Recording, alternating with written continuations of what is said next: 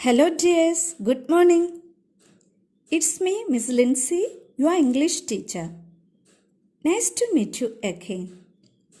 Okay, now welcome to the world of English. So, before we begin, let's ask the blessings from God the Almighty so that let His Holy Spirit enlighten us, help us, and guide us through. Dear children, today we are going to study a new chapter from our supplementary reader. Chapter 4, The Cob and the Anthem, penned down by O. Henry, who was an American short story writer. He was born on 11th September 1862 in Greensboro, North Carolina. The Cob and the Anthem begins with the arrival of winter in New York City. The main character of the story, Sophie, a homeless, who used to spend his day and night in one of the benches in Madison Square Park, decides he must leave his bench and get himself arrested by the police so that he will be taken to the jail in Blackwell's Island, where he will be given a warm place to sleep and 3 meals a day during the winter season. So, he decides to commit petty crimes. And then he decides to have a delicious meal from an expensive restaurant, and then he would say that he has no money. And so a cob would be called, and then he would be taken to a judge who would send him to prison for 3 months. So he entered a restaurant. When the waiter saw his broken old shoes and his tattered clothes and quickly put him out. So Sophie entered another restaurant and had enough food.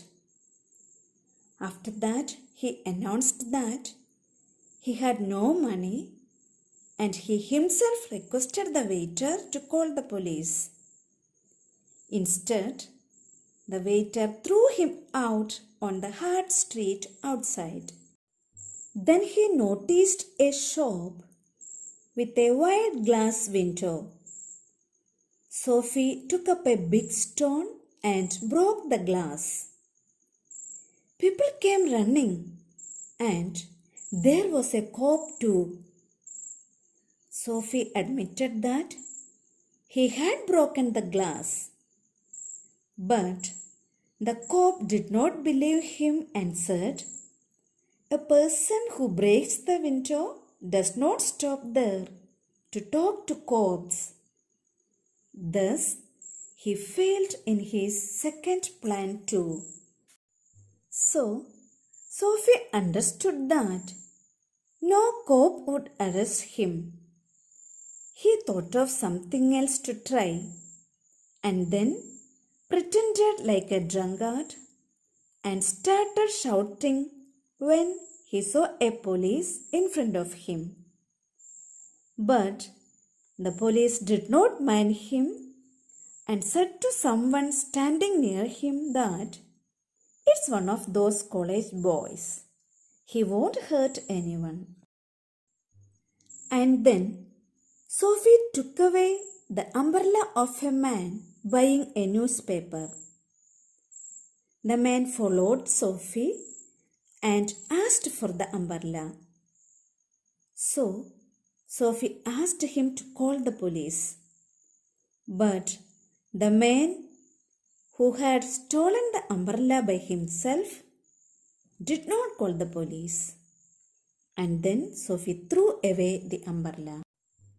Sophie lost all his hope of being arrested and began to move towards the park and then he stopped at a quiet corner where he had spent his childhood days.